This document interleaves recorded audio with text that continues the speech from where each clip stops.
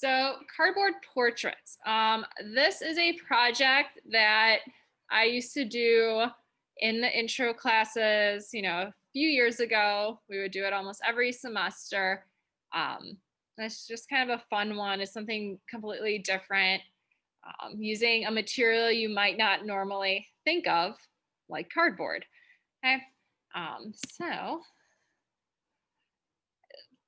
I have lots of examples. So these are all examples that students have done in the past. So once again, these are all intro level. Okay, so same level as you guys. So with the portraits, you are essentially taking cardboard and making a sculpture from kind of the shoulders, neck up. So it's just kind of the head area. And you're not making a full body or anything like that. It's just kind of the head. Okay. But what's nice about this project is that there is a lot of freedom that you have. It can be realistic, it can be more abstract, you can exaggerate facial features. It doesn't have to look like anyone specific. Or if you want, you can make it look like someone. I had a student one year made an Abraham Lincoln out of this project. So, for whatever reason, he was a big history nut and loved Abraham Lincoln. So, he made a version of him. Okay, so it's very, very open ended. Okay. The key to this is that it is still sculpture. It is still three-dimensional. Okay, so it needs to be interesting from all angles. So not just the front, but also the side and the back view. There are a couple exceptions to that. So if you're making something that's more like a hanging wall piece, and I have a couple examples in here that are like that, then you're dealing more with the front and side views. But overall, it's gotta be 3D. Okay. So this one that's up on your screens is very abstract. This student really went above and beyond as far as exaggerating different facial features. Okay, so if you look at just the shape of the head, it's not an oval, it's not round, it's not, a circle or, all those weird like face shapes you can, pick out. She really went more geometric with it. So, like the chin is really pointy and sharp. The sides and the top are very flat. Okay, so she went more the geometric route. Okay, if you look at, the facial features, okay, this portrait has two eyes, there's a nose, there's a mouth, okay, but they're not super realistic, which is totally okay. Okay, the two eyes are totally different from one another. Okay, the one on the left is really, really big. The one on the right is normal-ish size. Okay, but they're different shapes. Okay. The mouth, once again, proportionally, it's really, really big. It's taking up, a good chunk of that bottom half of the face. Okay. So yeah, so you can take a lot of freedom with this and really kind of express yourself. So if you want to go more crazy abstract, you definitely can. Okay. The student also did a really nice job with textures, okay, and layering. Okay, so if you look at, the hair, okay, so you can see, the back view of the sculpture, there's hair. Okay, and she went and, looked at the cardboard and how can she manipulate it. So she essentially did kind of that fringe look that a lot of you did with your paper relief pieces, okay, but just using cardboard. And just did a couple layers just so it's a little bit fuller. If you look at, the neck area, neck shoulder region, and part of the side of the neck, and she cut out these little tiny rectangles, okay, and added that, creating this pattern, creating this texture, just because to give the eye something else to look at. So a lot of good stuff happening here. Okay. This one also a little bit more abstract. If you look at the overall head shape, it's very elongated. It's really long, really thin. Okay, kind of looks like a tube, like a cylinder. Okay, which once again is totally okay. And the student went ahead, took that liberty to kind of abstract that. Okay, but if you look at facial features, okay, this guy has them all. Okay, he's got a little bit of hair up top, little curly Q. He's got, ears. see if I can get the pointer. Whoop. There we go. Okay. So he's got ears up top, okay, with eyeballs and eyebrows, but then he has these kind of bags underneath his eyes. Okay. So those little details is what's really going to help, make your sculpture a lot more successful, is really looking at some of those little tiny details. So he's got these bags under his eyes, he's got nose, mouth, he's got a little mustache goatee thing happening. Okay, so all those details are crucial.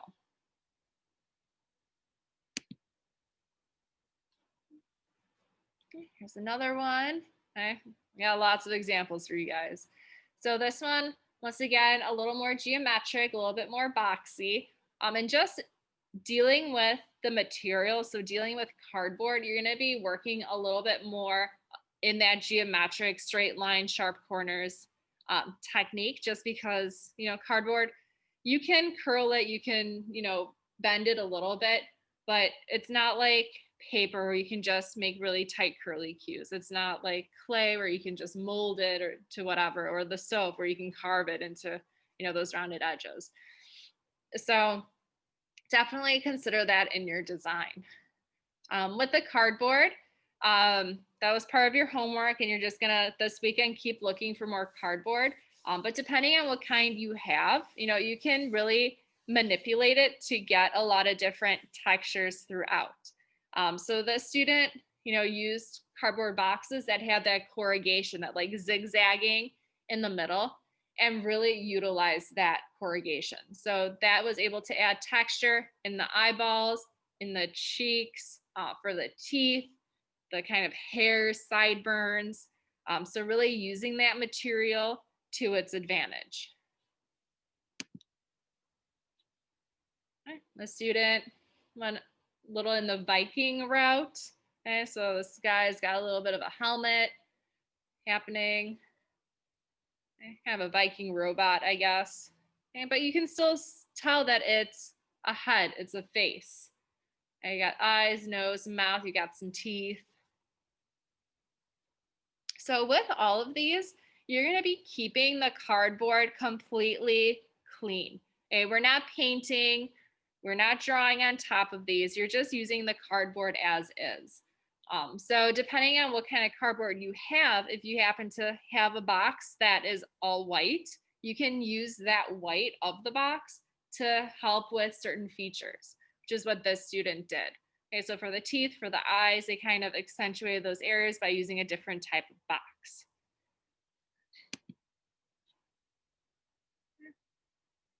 Got a pharaoh on the right. I have this elongated scream-like figure on the left. And both of these are examples of pieces that would have been hung on the wall. So don't have backside views on because it's all flat, because it would have been flush with the wall. But you still have a lot of details in terms of, the structure. It's still three-dimensional. And that's really the key, is for this to still be three-dimensional. So pretty much all the pieces I showed before was a lot of cardboard, where it was just cardboard stuck to cardboard or layered on top. I'm kind of very blocky in terms of that. These two pieces, especially the one on the right, these students started to incorporate some paper mache. Okay, so some of you may have done paper mache in the past, maybe in elementary school or junior high, wherever, on your own. But you can definitely do a little bit of paper mache with this for this surface. So if you don't like having everything really kind of stiff, you can add some paper mache on top, and still using cardboard. So just ripping the cardboard, getting kind of thinner pieces off, and dunking it into the mixture. Next week, I'll do a little demo on how to make paper mache glue. And it's really easy. It's just a mixture of regular, school glue and water. But then how you layer and do all of that, I can go into more detail with that. Okay. So, but for the most part, students kind of just dealt with creating those layers and just attaching cardboard to cardboard to cardboard to create their designs. Okay. So some of this, you are going to kind of think back to all the paper relief pieces we did. So the curls. So the guy on the right, his hair are these little curly cues. Okay. So that was one of the techniques that you did with the paper. Okay. So you can kind of incorporate some of that in. As far as attaching, you can think back to styrogami. With attaching, you could just do like surface to surface. Surface to edge is a little bit trickier. It takes a little bit longer for it to stick. But you can also do slits. So you can cut into your cardboard and slide pieces in and have things hold up that way. So. Okay, here's an example with a lot of that paper mache on top. So this student, to make the nose, to make the mouth, the eyes, to kind of have them lifted up, they took some of that, thinner cardboard, kind of scrunched it up, glued it on in that general form, and then paper mache on top. So that's kind of how that gets done.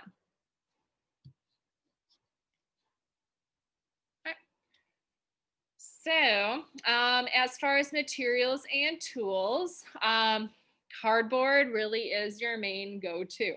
Okay, so if you didn't have a chance to start collecting cardboard over the weekend, please, please, please start doing that because you will need it. So you can use, any cardboard boxes you have. So if you're getting, things shipped to your house, you can definitely do that. But you can also use food boxes, so from cereal, from soda cans. If you go to the post office, they have, their white, post office boxes that you can take, and they're free. You can just, take a whole bunch of them and use them. So it's totally readily available to you. Okay. As far as types of cardboard, so we've got, the single walled corrugated cardboard. So these are usually, your heavier, thicker cardboard. Most mailing boxes are like this. They have that zigzag design in the middle. So these are nice because you can peel it apart. So the top layers, you could easily use for paper mache. You could use them for hair to do like curly cues and things like that. And then the corrugation you can use as a texture.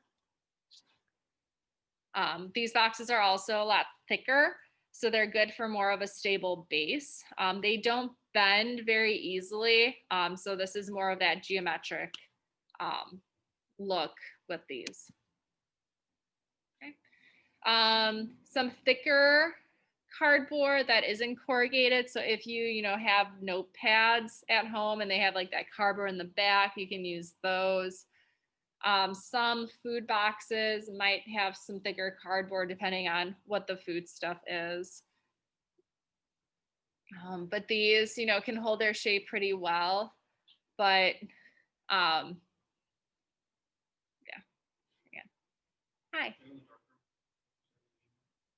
No one's in there. Yeah. Okay. So yeah, so these are a little bit stiffer, but they're a little bit easier to work with. They're a little bit easier to cut because they're thinner. And then we have your thin cereal box type cardboard. So this is really good for folding, for rolling. So if you want more organic shapes and things, this can be more of your go-to. So these are nice for making cones, for tubes. So depending on what it is you're making. And, cereal boxes, cracker boxes, whatever you got. Okay, so you can dig in your kitchens and your pantries and, take the bag out of the box and use the box. Okay. Any questions so far? Okay, as far as other tools, so your main tool for cutting will be scissors, which you all have in your art kits, and the X-Acto knife. So those are really going to be your go-tos. If you happen to have a box cutter at home, you can use that. If you have, sharper like kitchen shears, you can use those as well. But when we do this in class, all students have are scissors and an X-Acto knife. So that's what they're used to using. So they work very well. Um, with the X-Acto knife, with the Sarugami, that was pretty easy to cut. If you use the X-Acto knife on the paper, that was even easier to cut. But the cardboard is going to be a little bit harder because it's thicker. You'll have to go over your cuts multiple times. Okay? You'll never want to try to cut all the way through in one go because you're going to end up breaking the blade, and that tip can kind of fling off and get lost or hit someone in the eye. So you want to be really careful with the X-Acto knife and just do multiple cuts in one area just to slice all the way through. For gluing, Elmer's white school glue is going to be your best bet. And freshmen and sophomores, I know you all have these. Juniors and seniors, hey, I had a box of glue sitting outside my classroom for like weeks. So if you still need glue, you got two options. You can either go out and buy a bottle yourselves, or you can swing by school in the mornings, okay, and pick it up from outside the art room door. Okay? But you need white glue. Okay. The glue stick isn't really gonna cut it. Okay. If you happen to have a hot glue gun at home, you can use that as well. Just be careful because it is hot. I've had students burn themselves in the past by touching like the tip of the glue gun or even just the glue itself. So just be super, super careful. Using tape like masking or packing tape is okay, but you don't want it to be a distraction. You don't want that to, be the only thing you see amidst all your cardboard stuff. Here. Let's see. So just, safety notes. So I talked about the hot glue gun. With the knives, knives can be sharp. I've had students cut themselves with the X-Acto knives. So just be super careful when you're dealing with all of that. Okay. And when you're cutting, make sure you're cutting on top of, another piece of cardboard because, knife cuts in tables make parents not so happy. So we want to avoid that. So some important stuff before you begin designing your project, you really want to know what materials and tools you have in your house. So today we are going to start sketching, but your sketches won't be due until next class at the beginning. So, kind of have a general idea of what you have around you. If all you have are just really thin boxes to work with, your piece could be more organic, could be more curvy. Or if all you have are just really thick Amazon boxes, you're going to go more the geometric route. So kind of base off of what you have. Okay.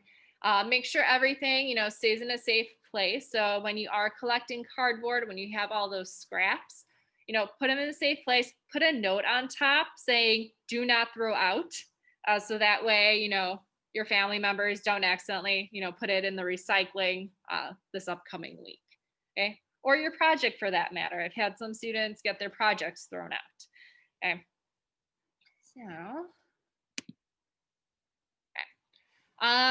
So sketches. Okay, so as I mentioned, you all are going to be doing sketches. Sketches are just really important. I've had you do sketches for the land art and all of that. So we're going to kind of bring that back because this project does take some more of that planning. Okay, if you just wing it, you're not going to be happy with your final results. So really have an idea in mind. So that way you also don't get stumped on what to do. So here, we have the sketches on the left and then the final piece on the right. And you can see with this student, they changed their design a little bit. Okay, if you look at that neck part, okay, in their original design, in their sketches, they kind of had this step pyramid type of thing happening. Okay? But then later on, when they started working, they might have started doing that and it just wasn't panning out well. So then they changed their design and that's okay.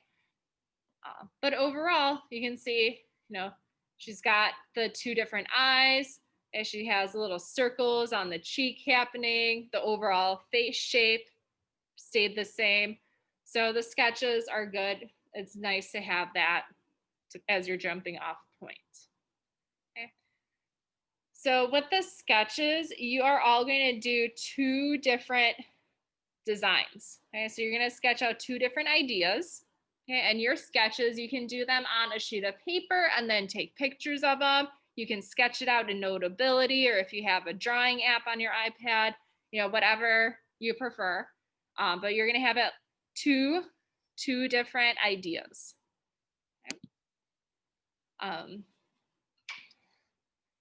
And then in addition to that, you're gonna do some cardboard experiments. So similar to the paper techniques, you're going to, try out 5 different textures or techniques that you can use for your sculpture. So this way you can feel comfortable and see what it takes to do the different things, because that can kind of help you shape what your final piece will be. So if you find that, getting to that corrugation is way too tedious, way too time consuming, and you just want none of it, you can X that off right away. But then you have to figure out, well, what else can I try to do for texture? Okay. So for the techniques, just like before, you'll kind of draw them, write them out, everything. So this is an example. We got 5 different techniques. And then I kind of want you to write down what you could potentially use it for. So if you have the corrugation, you could write that you could use a corrugation for hair. If you do a fringe, what could you use the fringe for? So all different things. And it's not just textures, but also techniques. So the Edpuzzle you're going to watch in class today, it goes over a lot of different techniques, not only from how to shape things and how to create textures, but also how to attach stuff. So there's a couple examples where they're using a tab. Okay, so you kind of cut part of the cardboard and that piece gets bent and that's what gets glued down. So it's just a different way of attaching. So that could also be part of your 5 textures and techniques. Okay, so it's pretty open-ended as far as what you do with that. Okay. So your sketches and your cardboard experiments, both of those will get uploaded to Google Classroom, to the assignment. And yes, there are points for this as always. Okay. Questions?